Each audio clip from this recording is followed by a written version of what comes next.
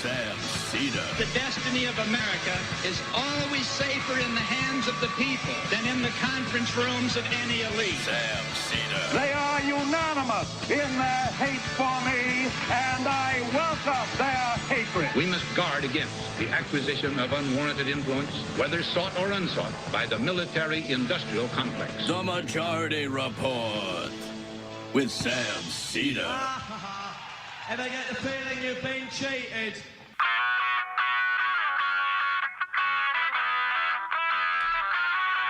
It is Thursday, October 26th, 2023. My name is Emma Vigeland, in for Sam Seder, and this is the 5-time award-winning Majority Report. We are broadcasting live steps from the industrially ravaged Gowanus Canal in the heartland of America, downtown Brooklyn, USA. On the program today, Katie J. Wells, co-author of Disrupting D.C, The Rise of Uber and the Fall of the City. And later in the show, Alex Sammon will be back with us to talk about Mike Johnson, the new extremist Republican House Speaker. Meanwhile, at least 18 killed and 60 injured in a mass shooting in Maine. A manhunt is underway for the suspect, who is reportedly a trained firearms instructor with documented mental health issues. Israeli tanks briefly enter northern Gaza as a teaser to the catastrophic ground invasion, which can only be halted by demands for a ceasefire. Biden continues to refuse to do so. He did, however, condemn settler attacks in the West Bank. It's the bare minimum, in my opinion. This comes as the death toll passes 7,000 in Gaza and the number of children dead nears 3,000. Al Jazeera Arabic Bureau Chief Wael Dadua's wife, son, daughter, and grandson killed in an Israeli airstrike. Election-denying anti-gay, anti-abortion Representative Mike Johnson of Louisiana, new Speaker of the House, after 3 weeks of GOP infighting. And the Speaker's first action to bring up the vote on support of Israel. Only 10 voted against and 6 abstained. The 10 are the Squad Plus. The UAW reaches a tentative agreement with Ford after 6 weeks of strikes, with wage raises and costs of living adjustments reinstated. With the wars in Ukraine and Gaza, the UN estimates a record 114 million people will be displaced globally. New York Republicans prepare a formal resolution to expel George Santos. That seems unfair. What did he do? Canceled. Trump fined $10,000 by the judge for breaking the gag order in his civil trial. In Fulton County, prosecutors reportedly discussing plea deals with 6 other defendants. They want that big fish, baby. The death toll from the hurricane in Acapulco, Mexico hits at least 27. And lastly, North Carolina's new Republican gerrymandering could flip 3 House seats in favor of the GOP. All this and more on today's Majority Report.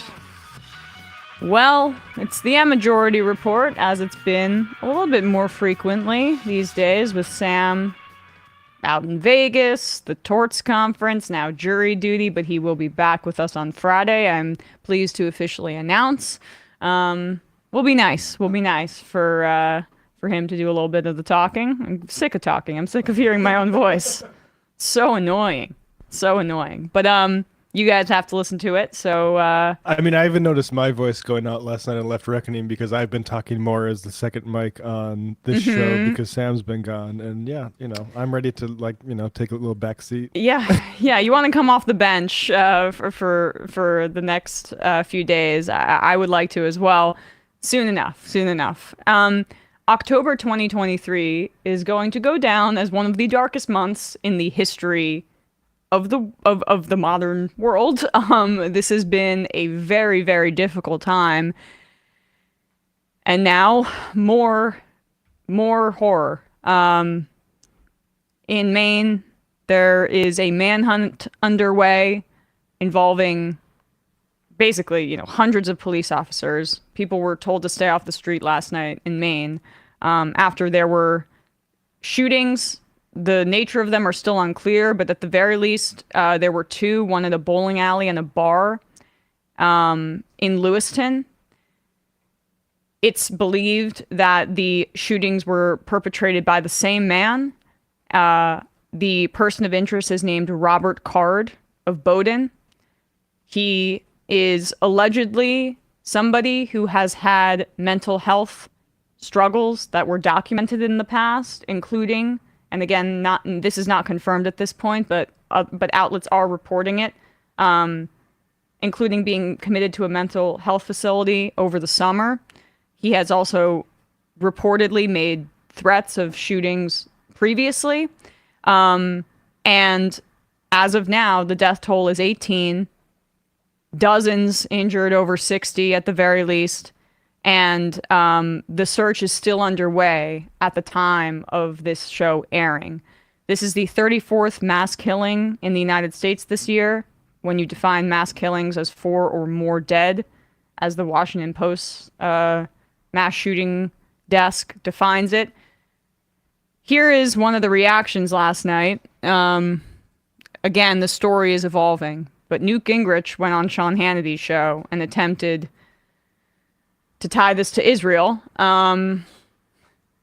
This is what he had to say, and as always, when these incidents, these mass shootings happen, it's always about something else, except for the common sense gun control that we need.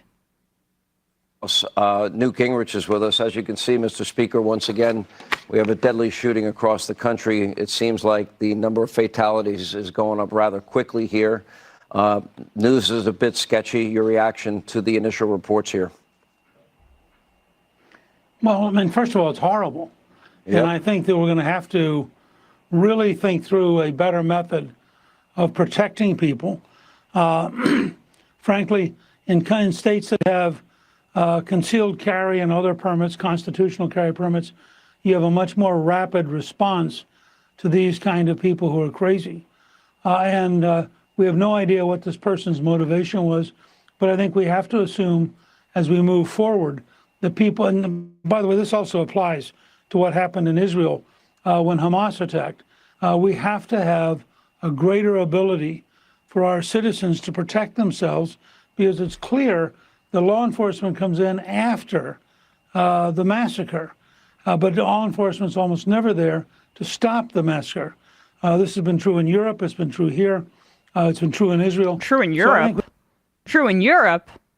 Want to look up some of the statistics on mass shootings in Europe? Who has weapons of war in many European countries? I mean, there have been mass shootings done in other countries in the world. And for example, when it happened in New Zealand, the Christchurch massacre, the government responded by immediately cracking down on the ownership and selling of weapons of war. It's incredible to be, like, my entire adult life, this has been the reaction from the Republican Party when these mass shootings occur. And Biden, after this, urged Congress to ban assault weapons and high-capacity magazines. That is the kind of weapon that this shooter was accused of using. Still not confirmed, but it seems, based on the carnage, to be a fair assumption. And I'm sure Biden's getting that information from a source that knows what they're talking about here. And there has been polling on this issue. A majority of Americans support banning assault weapons. That was a Fox News poll from April. 61% is the figure, and they're going to frame those questions in a way that's even more favorable, I would say, to the conservative point of view. But then you get to issues like background checks, which this guy would not have passed, probably. It depends, I guess, on the timeline, but in theory, it's possible that someone like him, who has had issues in the past with mental health and making threats about doing shootings, allegedly, I mean, he could have been flagged, and that has 87% support. Owning a weapon like this, we should.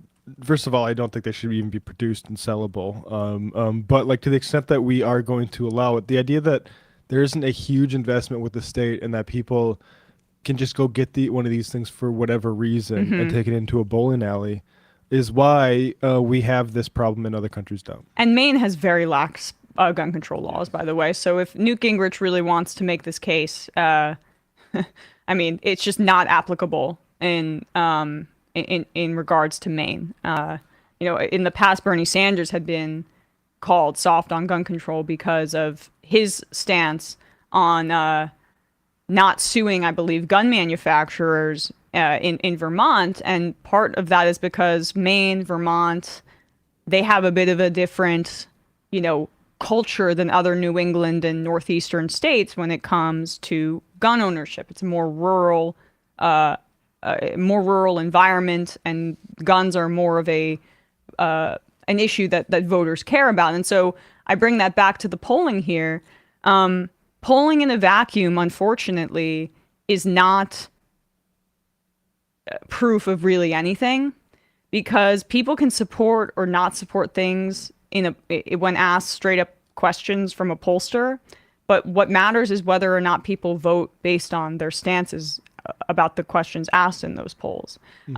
We see it positively affecting Democrats when it comes to trans issues, right? Not every trans issue polls well when you ask the general American public. But people, even when they are bigoted towards trans people, those people are already voting for Republicans, and the people that are on the margins aren't voting based on that issue.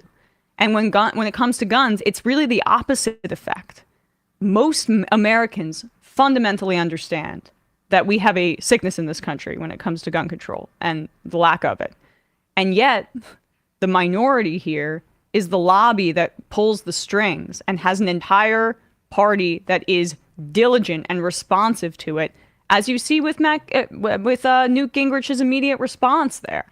So, not Matt Gingrich, but Matt Leck. Did you want to say something? 47% of Maine households have guns. That puts them above Wisconsin, Tennessee, South Carolina, Kansas, Ohio, Pennsylvania, Utah, Nebraska, Minnesota, Michigan, Colorado, North Carolina. Like, it's not because there's a lack of guns in the state. And to that point as well, Matt, per Shannon Watts, the founder of Moms Demand Action, Maine does not require background checks on all gun sales, have a red flag law, does not prevent domestic abusers from accessing guns, does not ban assault weapons, does not limit magazine capacity, does not require concealed carry permits, does not restrict open carry, and does not have a waiting period to purchase weapons. Well, there you go. And I mean, this is why, by the way, this all needs to be federalized, because conservatives like to blame certain states for their lax gun laws or for their gun control laws, but mass shootings still happening, right? Like they'll point to Chicago, for example, and Illinois.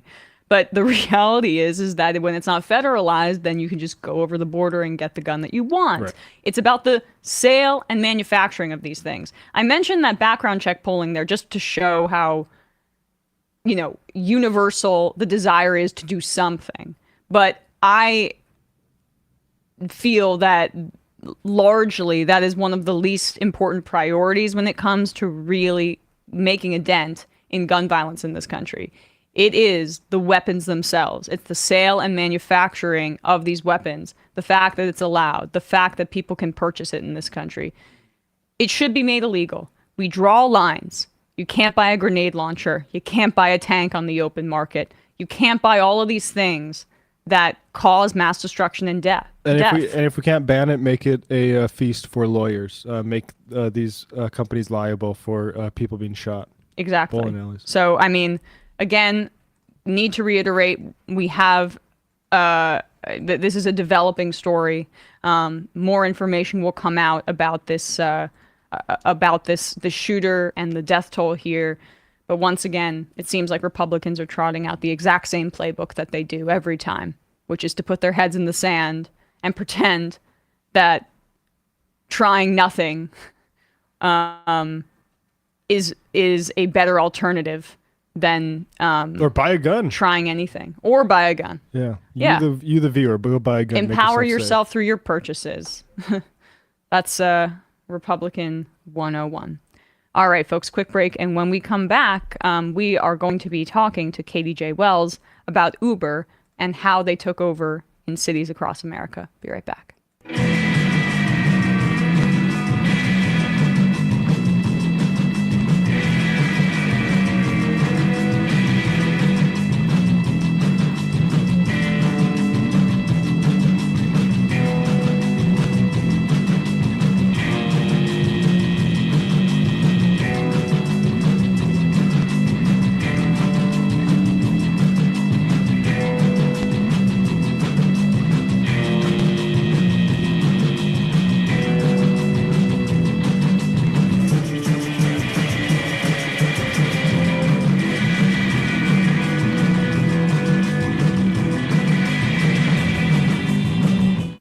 We are back, and we are joined now by Dr. Katie J. Wells, geographer at Georgetown University, co-author of Disrupting D.C, The Rise of Uber and the Fall of the City, which she co-wrote alongside do you mind saying the names of your co-authors? Absolutely. Kafui Acho and Declan Cullen. Wonderful, wonderful. Katie, thank you so much for coming on the show today. Great to be here, Emma. So, Washington, D.C. was the first city that you write about to really formally resist Uber, and 2011 is the year when Uber first approached them, and that's a lot of what your work focuses on here. And you and your co-authored worked with drivers in D.C. in 2016, and that helped kind of shape the narrative here. But before we get to that, I'd love to start from the beginning. From a national perspective, how did Uber explode in the United States? What were the conditions that really led to the takeover of this tech company that, pretends it's a car service but doesn't want any of that oversight that goes with that? Yeah, absolutely. So there's several important conditions to understand why is it that Uber has become the common sense solution that it is. And one of that has to do with car service, the state of car service regulation in the US, which was really heavily deregulated already by 2011. So the state of chauffeured services or taxis, they weren't great, right? And so you couple that with the Great Recession, which meant that there was a huge number of people struggling with underemployment. And you also have sort of a rush of money that needs to find a place to go from Silicon Valley. You take those conditions, you add in decaying mass transit, and a huge number of people with disposable incomes that had these new machines in their pockets called smartphones. And suddenly you have sort of recipe for the rise of Uber. Yeah, you mentioned the Great Recession there. I mean, on its face, my initial reaction would be, well, with the recession and all of the layoffs and unemployment, this kind of gig work is a prime to borrow from Naomi Klein, it's a shock doctrine situation where there's a vulnerability that is exploited by this company where people are desperate and need to make money quickly. Is that a fair reading of how Uber began to get a foothold? Absolutely, exactly. And we actually, sort of use the work of geographer Ruth Wilson Gilmore to talk about Uber as a geographic solution to social and economic crisis, much the way Naomi Klein looks at these sort of shifts in capital and how they shape, the way we respond to them. Right. It is. I hadn't really thought about it in that way before. But your book does a great job of laying that out, and also being critical of the neoliberal politics that even preceded that moment. Let's go back really to the 1980s and how some of those conditions that were created in cities set the table for this kind of work. Yeah, that's great. So the reality is Uber didn't cause the problem, right? It just came in and benefited from it. And we want to be clear about that, right? In the 1980s, there was all kinds of federal defunding of cities, right? There was an abandonment of sorts. So you can look at all kinds of cities that didn't have great transit systems, that didn't have great options, especially when it came to racial inequality, didn't options in terms of how they responded to it. And so policymakers really, as well as cities from the 1980s, were really stymied. They had very limited toolboxes in which to address the crises they were facing. Yeah, I mean, and can you expand on that a little bit? What the political situation was like that caused this disinvestment in cities? Yeah, I mean, we can actually go back to the beginning, the founding of our country, right? It has been anti-urban. Let's do it, okay?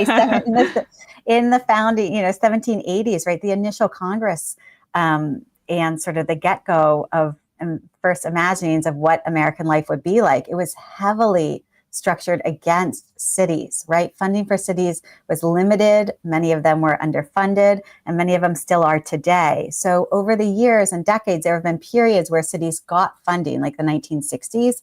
But by the 1980s, that was waning, right? And so there was white flight. There was a huge, we can watch after, the civil rights movement, a huge defunding of things like public pools, golf courses, all kinds of amenities, but also basic ones like grocery stores in all areas of the city, or bus stops or transit.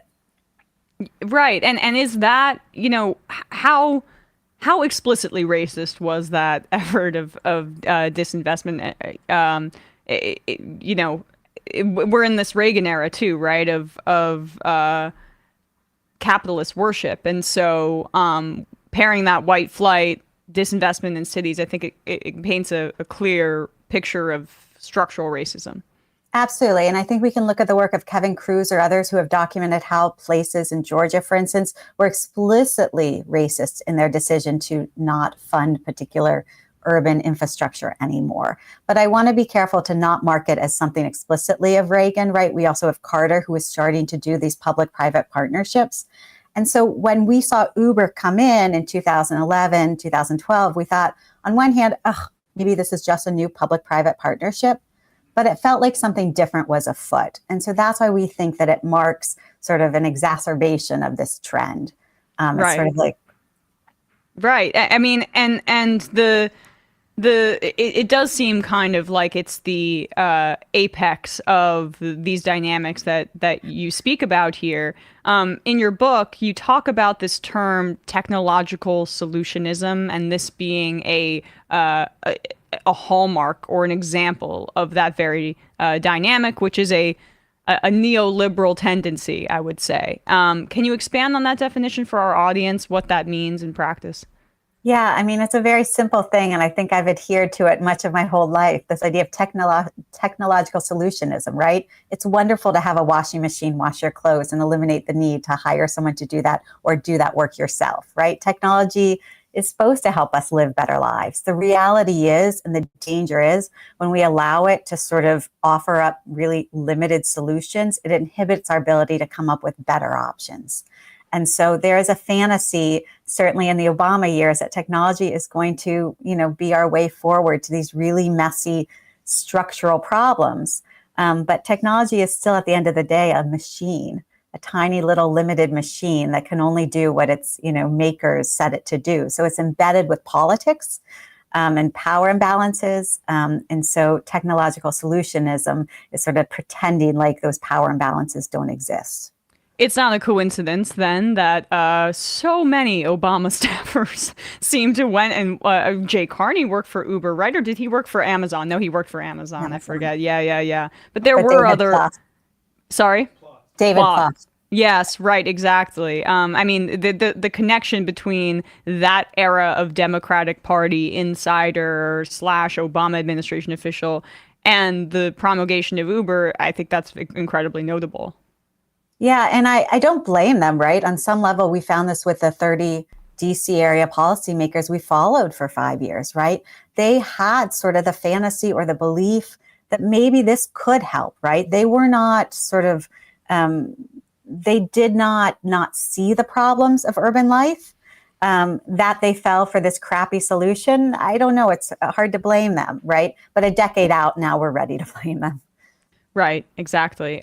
So I guess now we'll turn to D.C. and the efforts in 2011 to resist. What is that story? It ended up obviously not being successful, but the lessons learned, the important takeaways from that fight, and really how it played out. Yeah, absolutely. So Uber entered DC like it did many cities in late 2011, and it abided by this idea of move quickly and break things, which for Uber meant don't actually follow the law. So it enters illegally in many places. No other tech platform has ever done that, right? I mean, I've just completely memory hold Theranos, but anyway, sorry, continue. How about railroads? I mean, we can gold mine. Yeah, totally. Yeah. Yeah, it's a long history of an attitude coming out of Silicon Valley that it's better to ask permission or ask forgiveness rather than permission. So when Uber arrived, there was sort of a lone, in our telling, there's a lone regulator who was really worried about its implications for the city. His name was Ron Linton. He was a lifelong regulator, and he set up and starred in his own sting to show the city, actually, we have a huge problem here and we need to figure out what to do about Uber. When he had a driver fined and the car impounded from this Uber drive that he had, sort of videotaped with journalists, he was right to bring it to the fore. What I don't think he imagined happening was sort of a denouncement of regulation as a public good, right? DC was struggling with this question. What should we do about Uber? Should we turn it to actually follow the law, change Uber? Should we change the law to follow Uber? And then there was this other view, which was whatever you do, please don't make the city out to look like anti-tech dinosaurs. And so the debates about Uber were always sort of wrapped up in these questions about urban economic competitiveness and the city's desire to make it look like an inclusive Silicon Valley. And by inclusive, I mean racially diverse. How does that branding begin to happen? Because the taxi model, right? I mean, I'll take not the United States, New York, for example, because we've had actions by cab drivers, including horrifically a suicide in front of City Hall with a sign taped to him basically saying, I blame the government for ruining my livelihood, because in New York City, you have to purchase medallions. It's an investment in your own kind of personal business for a taxi cab. And when Uber just came in and took over, immediately tens of thousands of New Yorkers, I don't have the exact figures, Bradley, maybe you can look up the how many taxi drivers there are in New York City, but their livelihood went away. And was that something similar that was happening in DC? Where was there resistance? Were they being listened to? Yeah. So, and remember that one suicide was one of at least 8 in a year, right? What we were seeing, right, was workers that were saddled with debt. They were underwater with investment they had made. And I think the parallels to the subprime mortgage crisis were huge in terms of who was getting protected and who wasn't, right? But there were also parallels at that time, right, to thinking about Indian farmers, right, that were committing suicide because their livelihoods had suddenly shifted amongst sort of economic forces. And they had looked to the government, and the government was looking out the window. So in DC, we had a little bit of a different situation. Certainly many, many workers we talked to were saddled with debt as Uber arrived, but it was less intense as that in New York because we did not have the medallion system. And we also had a system where we had about 116 different companies were operating. It wasn't sort of the big cartel model. Right. Which, you know, has its pluses and minuses. That the real downside meant that DC taxi workers weren't able to mount a really meaningful challenge to this new intruder. And how, I don't know the racial complexion of DC taxi drivers, but it seems like odd to deploy a racial equity argument in favor of Uber. I don't want to go as far as to say it's deeply cynical, but maybe I will, because it's totally a fig leaf for just cheaper labor practices. Absolutely. So that was one of the hardest things to figure out, given DC's really radical Black history and sort of strong record of trying to imagine a really full kind of racial justice that included economic justice.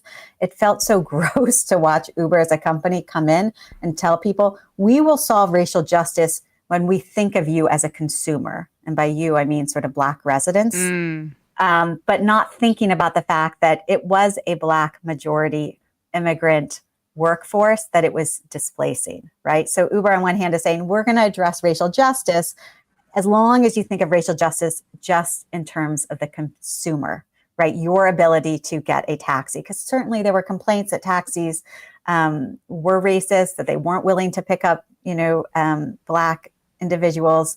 There was a lot of concern because they were a majority Ethiopian and Eritrean community against the African-American customers.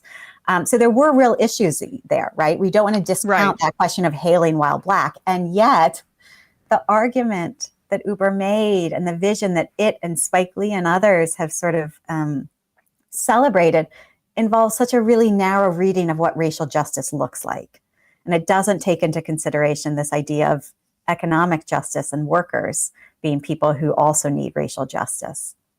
It is deliberately narrow to just focus on the, one of the more acute experiences that non-white people face when trying to hail a taxi, right? Like that's just such a front-facing example of the deep structural inequalities that lead to systemic racism, and they're using that to disempower a population of workers who were in a more stable position. So it's a really, I would say, thwarting and not terribly honest way to go about business, but it seems like a lot of cities bought it. Yeah, they did buy it, right? And they bought it because they didn't actually have solutions themselves, right? And there was also the issue of the disability rights community, right? Saying on one hand, taxis are not addressing our needs, right? The city is not addressing our needs. And so maybe Uber will come in and help disabled folks get access to better mobility. Right. Now, we haven't found that to be the case, but certainly who doesn't want to hope for a better solution?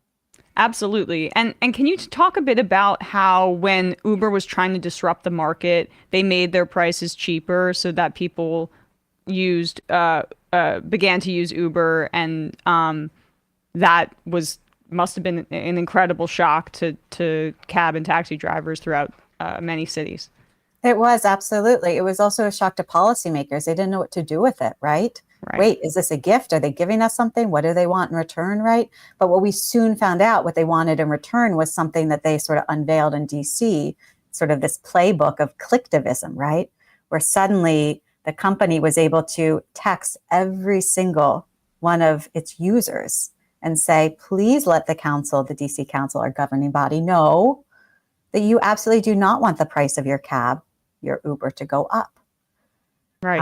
And that was this shocking moment. And oh my God, they use the phrase Operation Rolling Thunder, which of course refers to a U.S. military bombing campaign of Vietnam. Yeah. Yikes. But that's how they described that was their code name for their first DC battle, using this clicktivism model. I mean, it's a way to imbue yourself with some sense of heroism when you're really just a tech person trying to make a lot of money. Interesting window into the psychology there. So in 2012, DC legislators, I should say, introduced the Uber Amendment. What happened there? Why did it fail? What was that period of time like? Yeah, so there was a moment in 2012 where DC legislators were concerned with questions about disability rights, and they were floating this question of maybe we should require these new chauffeur services, Uber, Lyft, Sidecar, to uphold the American Disabilities Act and uphold the requirements of all other transportation companies. Now that failed. There was also an attempt in that Uber amendment to require a price floor to try to protect taxi services, to say maybe Uber is a luxury service and we should make sure that it's, at a higher rate. We should also make sure that it's paying a tax to the city that is equal without a chauffeur services. It should share its data so we understand its effects, right? It's really hard for government to regulate something it can't see, which is the case of many of these companies. But all those proposals, right, they flopped. Yeah. And thanks to Operation Rolling Thunder. Last question. You did spend time with drivers and got some insights into their experience. What would you like our audience to know about what it's like to be a driver for Uber in DC? Yeah, that's a great question. So we spent about 5 years tracking 40 drivers as they moved on and off the apps. And I think one of the things we learned, especially during the COVID pandemic, is the extent to which Uber is a solution for them, right? One driver, Diana, said to us, Uber helps me at my time of need. And I think what I would want listeners, of the Majority Report to think about with these stories about Uber drivers is what is it that we need to do so that Uber no longer is a solution for these workers, let alone the customers? What kind of a city do we need to build, or what kind of expectations do we need to have so that Uber isn't the pernicious solution that it is? Right. I mean, it starts with making people's lives more secure. And so they don't have to, on their off time, try to make money by driving for Uber. I mean, it all starts with these propositions that we're seeing, undercutting benefits for gig workers, I would say. We have a long way to go. And unfortunately, Uber has a really big head start in what they tried to do. No, and I think the important thing is these Uber drivers, right? They're in some ways a symptom of the failings of our labor markets, but they're also a harbinger or warning of what we're about to, face. Absolutely. Dr. Katie J. Wells, the book is Disrupting D.C, The Rise of Uber and the Fall of the City. Really appreciate your time today. We'll put a link to your book that you co-wrote along with Kafuyato and Declan Cullen. I apologize. And we'll put a link to that in the description wherever you're listening to or watching this and at majority.fm. Thanks so much for your time today. Thanks, Emma.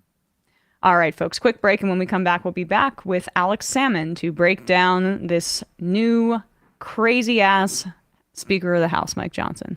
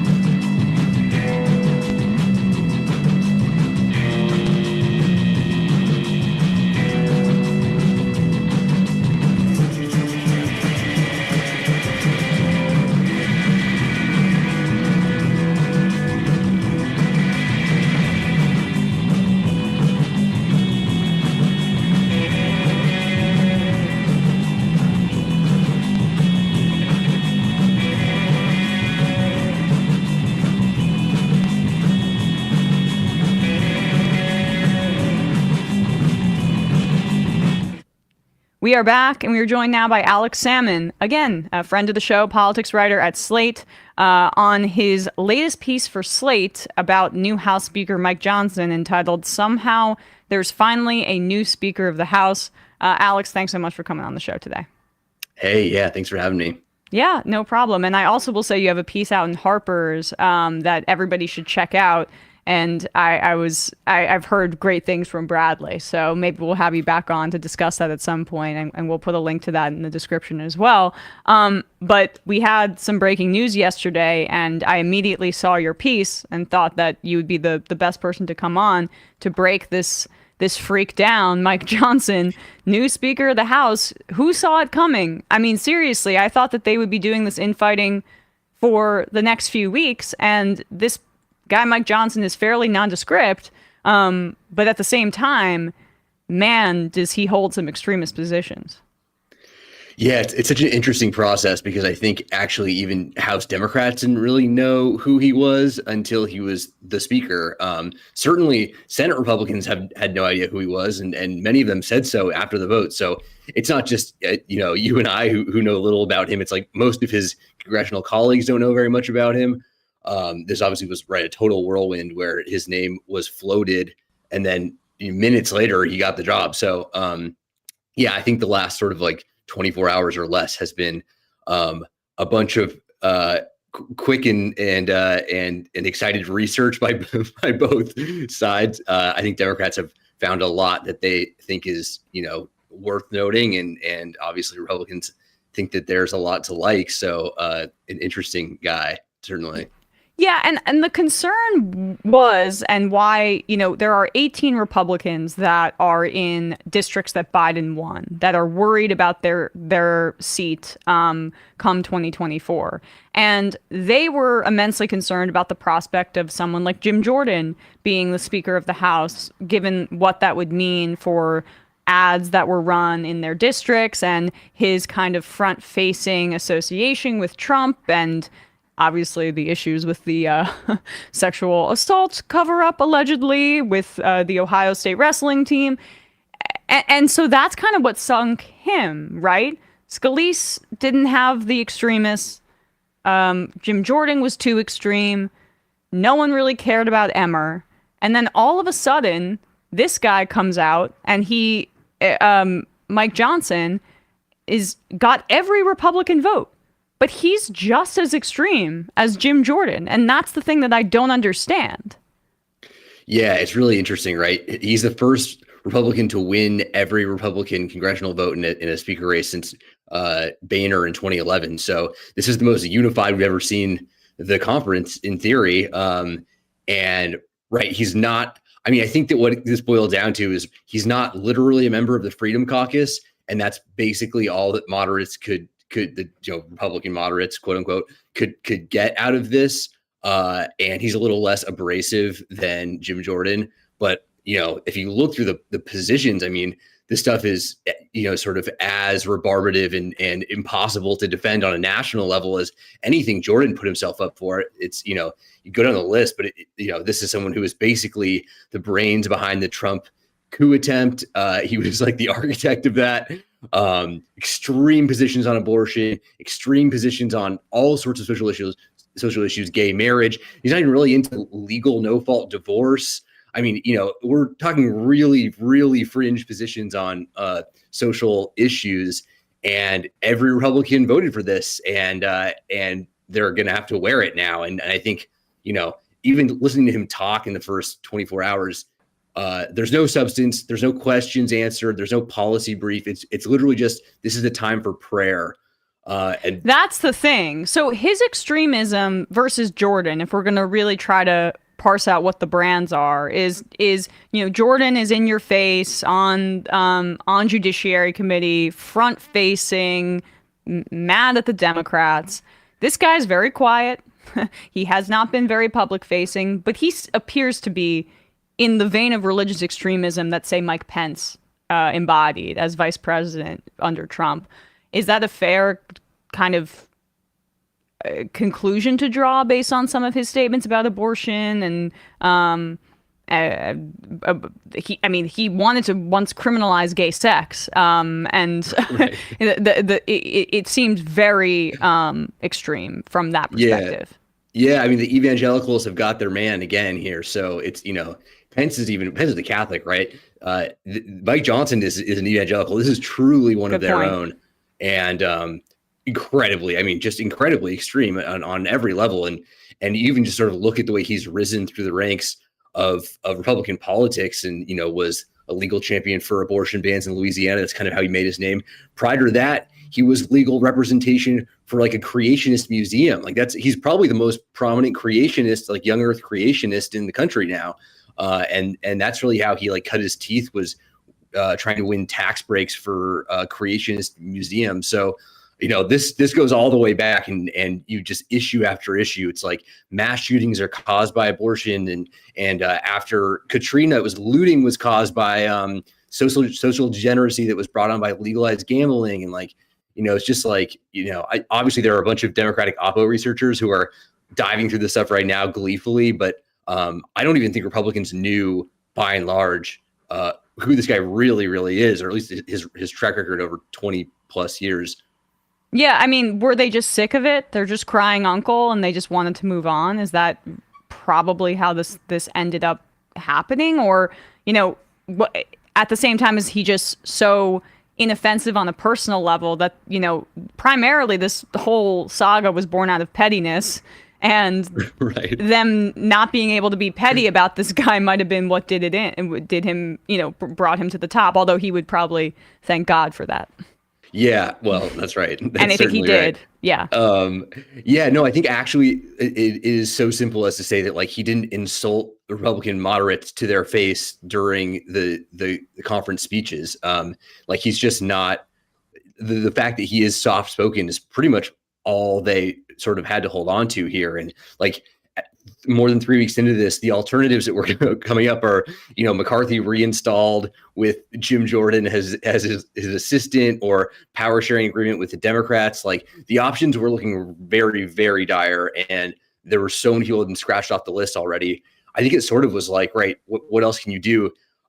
This guy can get these votes, and then you just try to spin it afterwards. And so we've seen No Labels already put together a press call where they were this is not a Trump Republican. This is a real sort of moderate conservative. Are we serious?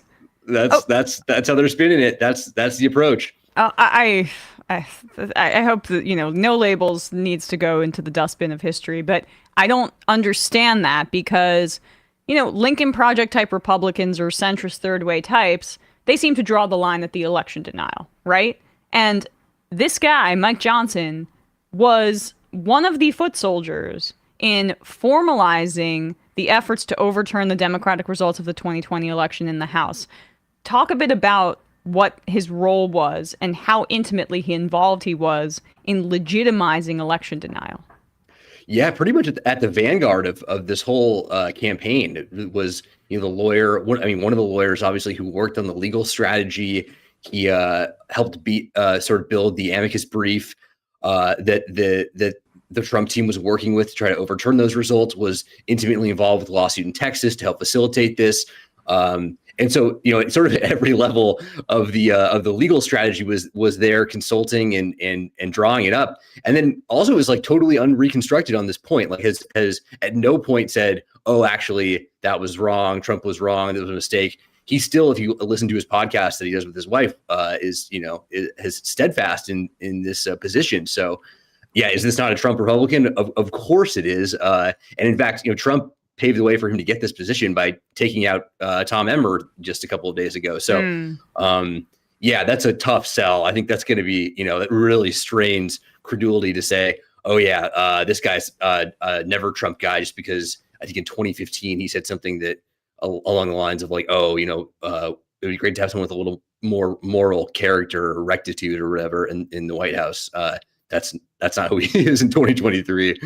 Right. I mean, the fact that he was so dogged about it and so ideologically committed to overturning the election should raise alarm bells. Although at the same time, whoever the speaker is beholden to the election deniers in the caucus regardless. So the figurehead part means something, but in practice, it's the whole caucus that you have to worry about. And the stuff that will matter, I think, is for the Democrats in terms of a political attack once 2024 comes. And then also, of course, this upcoming issue with the budget, which is mere weeks away. What is your sense of what he is going to demand in terms of cuts, or would this person be open to some sort of continuing resolution or continuation of the budget, given like the fact that the Democrats hold the Senate and the presidency? Yeah, we don't really know, which is so crazy. The actual substantive issues that were supposed to be resolved by getting rid of McCarthy obviously haven't been resolved, and he has said nothing that would indicate that there's a consensus position on this. I think, his backers, the fact that he came out of the Republican Study Committee, would indicate that he's going to push for cuts. He's not going to be someone who's going to say, let's just, prolong this. Let's do a clean resolution. Let's keep this rolling. I think it's, if you're reading the tea leaves, it's they're going to be pushing for big cuts again. That didn't work, 3 weeks ago. Why is it going to work now? Obviously none of these things have ultimately been resolved. And I don't know that we have any indication other than the fact that they would like to see bigger cuts that we're going to have any consensus position on any of this stuff. I mean, it's so fascinating to me because what we replace McCarthy with someone who is going to be forced to do the same thing McCarthy did, and certainly is in a much weaker position to do it. Like, this is not someone who has counted votes. He's never had a committee chairmanship. He's never had a leadership position of any real substance. Like, I don't know. Is this guy going to be able to do something McCarthy couldn't do? McCarthy had had a lot of money. That's I think is an important part of this too. That was my next question, because the way McCarthy rose to power was the fact that he could hand out checks. He was one of the best fundraisers in the Republican Party, being from California, liberal, blue, degenerate state, but that has a lot of wealthy people in it, and they were writing checks. And that was part of how he rose to power. You write about this in Slate. His fundraising, I mean, he does not have a fundraising apparatus. McCarthy was a great fundraiser for the Republicans. Scalise, who was next up, also raises a good amount of money for the Republican Party. And there is not that track record here for Mike Johnson. Is that a concern for some of the Republicans? We know they love their big money checks. Right. I mean, for me, it's just confounding. It's like, McCarthy, right, is an incredible fundraiser for all of his foibles and his drawbacks and his inabilities. Like, he brought in a ton of money and made Republicans really competitive in a lot of these races because of that. If you're looking at Mike Johnson, if you just look at the Louisiana delegation right there, Steve Scalise is from there. He was the second in command. He couldn't get the job.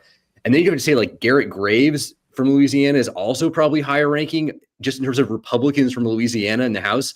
And Mike Johnson is maybe third in that state. I mean, that's like saying, like, the third best player, like the Indiana Pacers, is now the face of basketball. It's like, it's such a crazy move. And he's raised $500,000 this cycle. It's like, where's the fundraising going to come from? That's a huge part of the operation here. Like, we're not going to be moving legislation in this Congress. Like, that's just not part of the deal with the divided the Democratic Senate. So, I mean, if you're a Republican, what's the long-term vision here? I don't think that, like, the creationist museum money is going to float the entire party. And you even just look at some of his the other industries in Louisiana, like the oil and gas industry has said, like, he's not one of their guys. Like, he's from Shreveport. He's not, it's like you go down the list and it's like, where's this money going to come from? It's totally unclear to me. I think that is actually, even more so than the, sort of the day one bluster and the craziness of all of this, is like the long-term impact of this doesn't seem to be very well thought out. Absolutely not. You mentioned his stance on no-fault divorce. Can you expand on that? Because seems to be kind of a thing for the manosphere types. Steven Crowder also very against no-fault divorce for obvious reasons. But it indicates that he's I don't know, pretty controlling and resentful of women. So that is of interest to me as a woman. To the right of John Milton on this. Yeah. Concerning.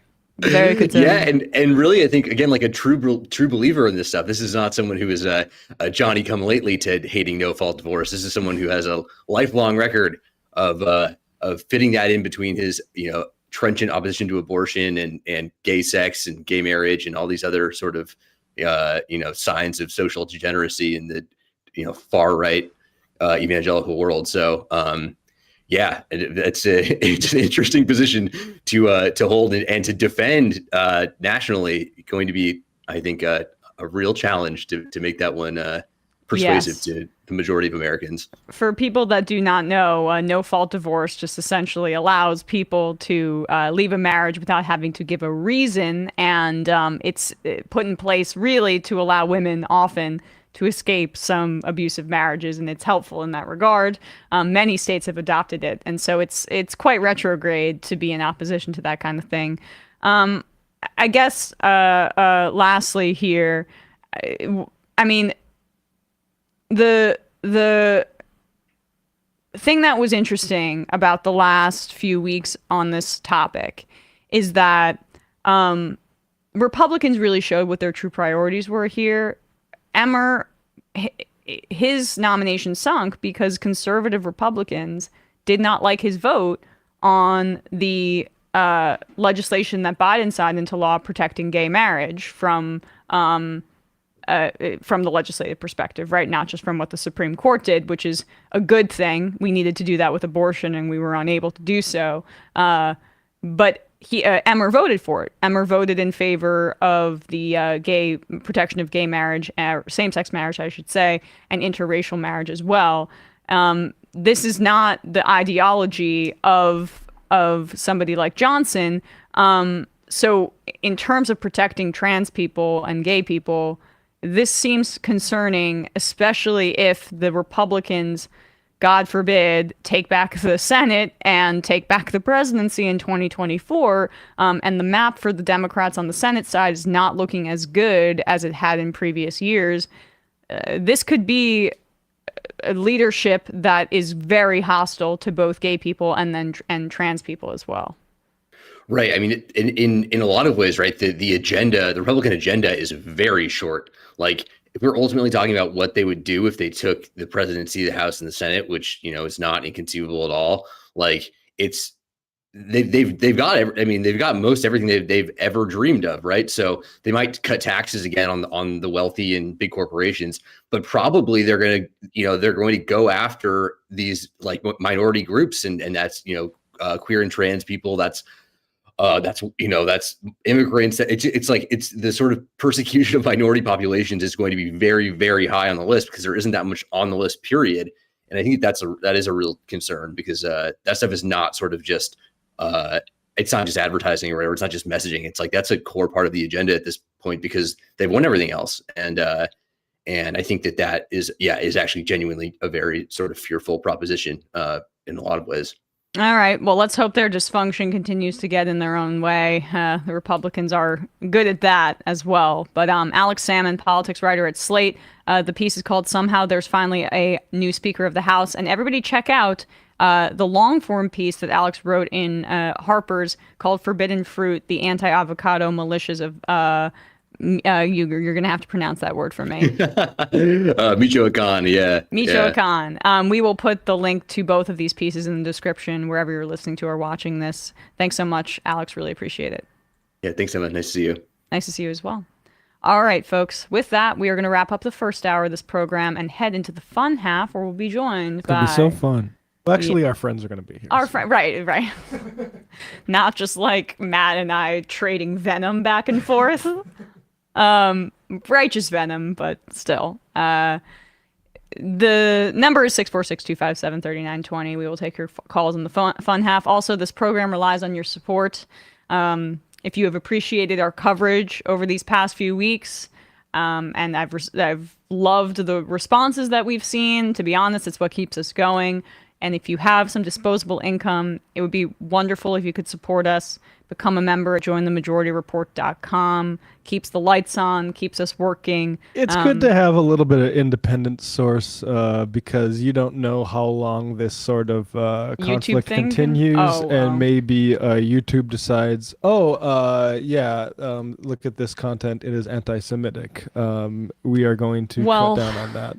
There are accounts being taken down on Instagram. There are people that are advocating for a lot of this now, and I think it is a huge concern. And so I just support all the media that you value and don't rely on the ad-supported model to keep it alive, because that can be giveth and taketh away.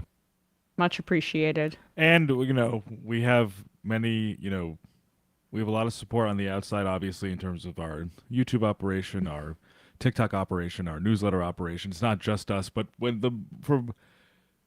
it's four of us here. Yeah. Doing this show every day. Yeah. It's literally four of us trying to make our way through an extremely difficult, complicated, nuanced geopolitical conflict.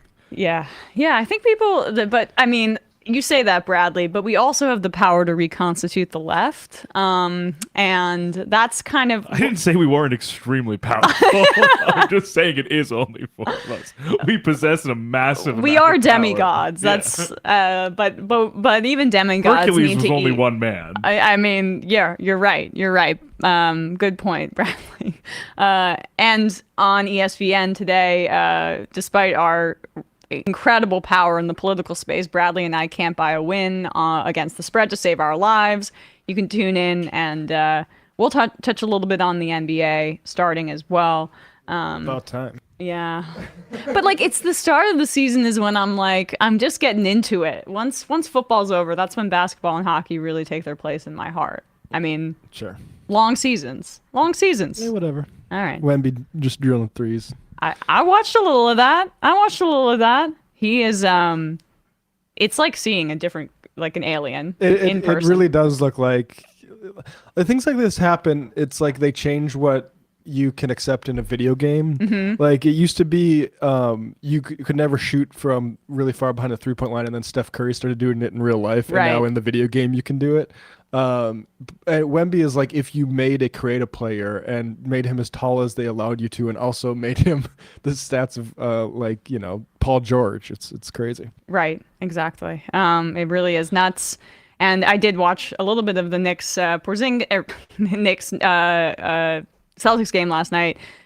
Porzingis looking that good did not make me feel amazing. Not make me feel amazing on, especially at Madison Square Garden. Just well, you're going to get Embiid in the next. Year totally. So. Yeah, right. We've done this dance before. It seems like the Knicks are the number one team that agents use as leverage to get their teams traded to other teams. So, we'll talk about all of that stuff. youtube.com/ESPN show at 4 p.m. today. Matt, what's happening on Left Reckoning?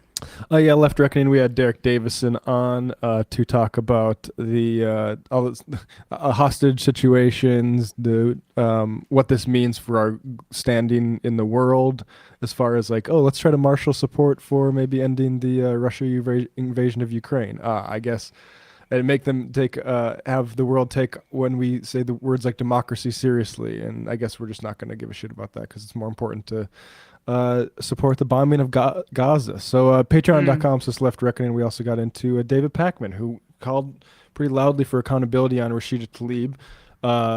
I wonder if and he's been quiet since the stuff that he says was abundantly clear that it was a Hamas rocket. I don't think that was ever true, that you could say that. But he wanted accountability for people who are saying things that now look exceedingly plausible and where's the burden of proof. So we talked about that and got a little bit heated. So patreon.com/Left Reckoning if you want to hear that. Do we have Brandon and Binder, or just there he is? We have Binder. What's up? Hello. Binder? How you doing? Doing good. How are you guys? I heard that Matt Leck's over there beefing with David Pakman. Welcome to the club. Oh, you are too? I mean, my beef with Pakman goes years ago. He emailed me with a very stern email a while back after I said something on an episode of this show. About what? About Topic. Michael Brooks. Yeah. Yeah. He didn't like my telling of his, when I was on the episode where we were remembering Michael, he didn't like my telling my own personal feelings of how things went down when I first met Michael. He said he was very hurt by it because I said how, when I first met Michael, I was, cautious about him because he came from a more, democratic centrist sort of, like a Democrat centrist show. And then over the years, it became quite clear that he fit here at the Majority Report and not over at that show, just based on his politics. I mean, that was just my own personal. I didn't mean I didn't mean any hatred towards David. That was just my own personal retelling of events. And he sent me a email that day because, of course, that was the important thing at the time, not anything else. How he was very angry with me, and he was very hurt by it. And because I was in a nice mood, because, wanting to not hurt anybody's feelings at the time, for sure, I apologized for it and said I didn't mean anything by it. And then he let me know that he did not accept my apology. Which to me was incredible. Incredible. How long had Michael been? It was for a little bit early on. Dead at that point? Not even days. That was literally Jesus. What I said was on the episode for his memorial. I did not know this. And yeah. That is not great. Yeah. Well, I mean, maybe, yeah. I mean, I think it is. I mean, we can all be relieved that Michael fit better here at a place where we don't sort of run cover for Bolivia coup or what's going on in Gaza. I mean, I knew there was nothing wrong with what I said because I didn't even mean anything by it at the time. That's just uncontroversially true. Right. But after seeing Pakman's takes recently, not only is it my opinion, but it is extremely clear that is fact. I mean, Michael has the exact opposite take on Pakman on this topic, and this topic was so near and dear and important to Michael that if he had never come to the Majority Report and was working with David Pakman this whole time, he would have undoubtedly left the program over this specific topic, no doubt about it. I mean, yeah, and I mean, to just summarize, our problem is I find it really annoying that Pakman keeps putting, like he was with Steve Schmidt or whatever, and putting all of these critiques, like Israel's an apartheid state, into the mouth of like some sort of imaginary campus activist that is too enthusiastic and doesn't know the world, when actually it's Amnesty International and Ilham Papi. It's the United and Nations. Rashid Khalidi. Like, interact with adults that are talking about this instead of just running around and saying, oh, if you say apartheid, you don't know what words mean. It's the Jewish Voice for Peace. It's If Not Now. I mean, and I think he's been somewhat avoidant on the issue, but time's up on that.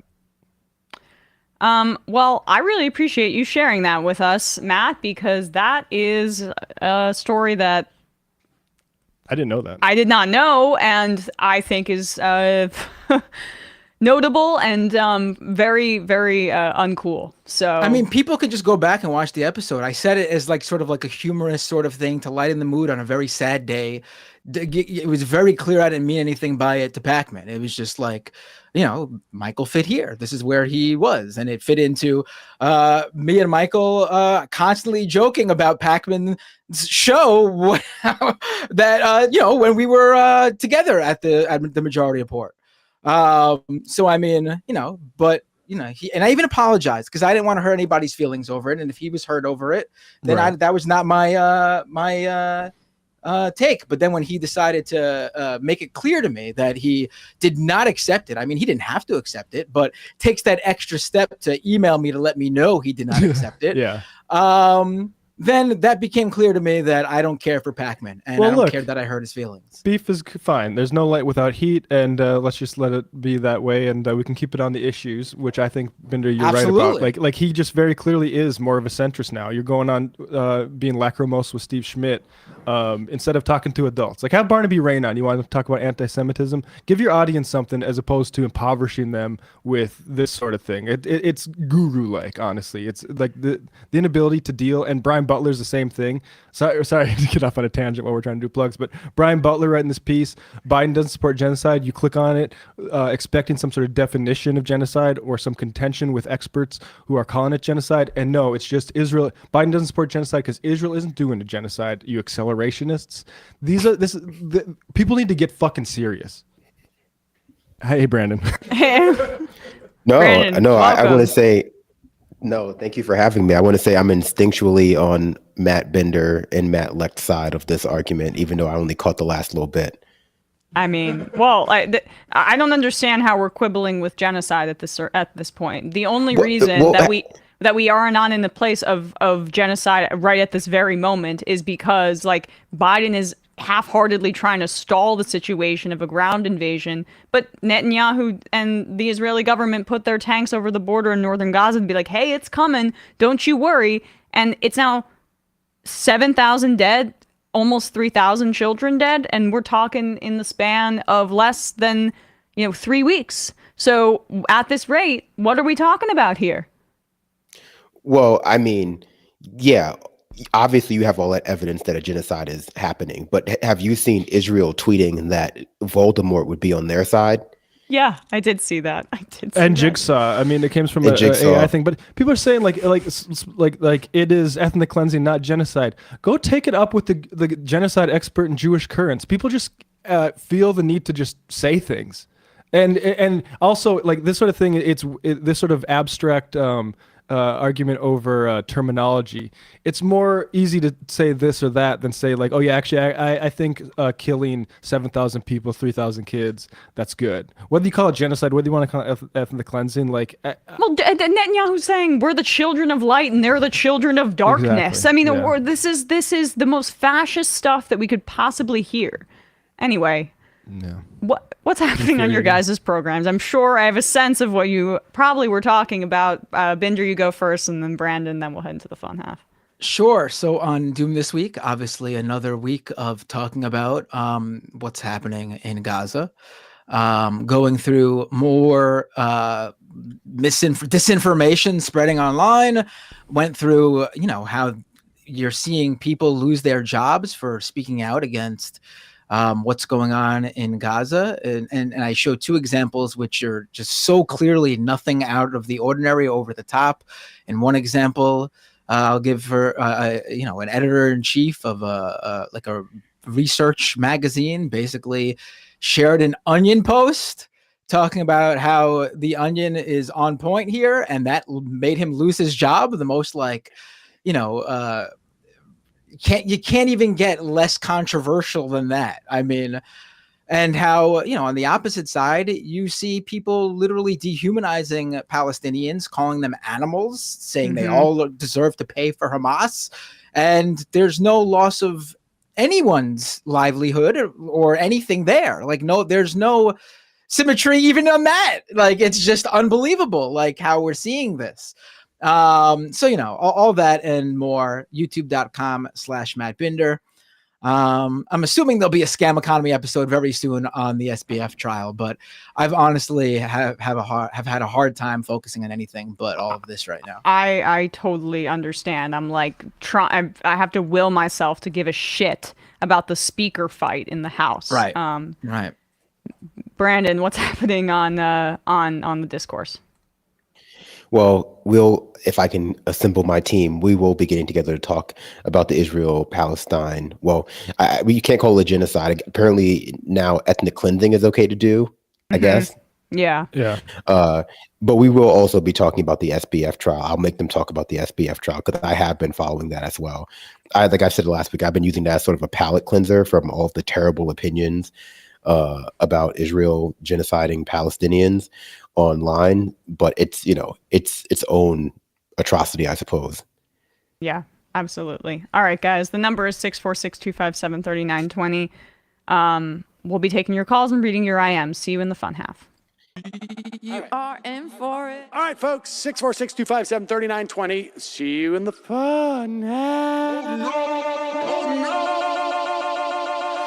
Are you ready?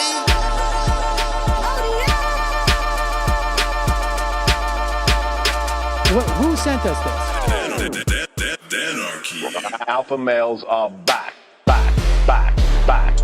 Boy is back. And the alpha males are back. Just as delicious as you could imagine. The alpha males are back. Boy is back. And the alpha males are back. Just want to degrade the white man. Alpha males are back. I take all of it in my throat. Alpha males are back. Snowflake says what? The alpha males are back. You are a madman. And the alpha males are back. Oh no, Sam Seder! What a fucking nightmare! Bring back DJ Danner. Yeah, or a couple of them. Just put them in rotation. DJ Danner. Well, the problem with those is they're like 45 seconds long, so I don't know if they're enough of a break. That's fucking nonsense. See white people doing drugs, they look worse than normal white people, and all white people look disgusting. And the alpha males, psych, fuck them. Snowflake says what?